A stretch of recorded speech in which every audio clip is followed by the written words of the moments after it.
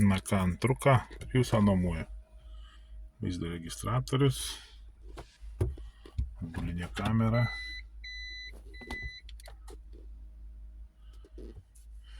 kondiškė viskas veikia, daugiau kas čia yra. Čia kad greitai matyti temperatūras. Šiaip stovis gana geras, palyginus. Va, ledukas.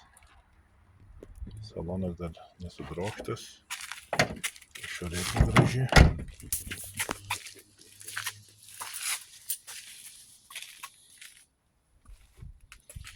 Buferis kaip viskas sutvarkyta.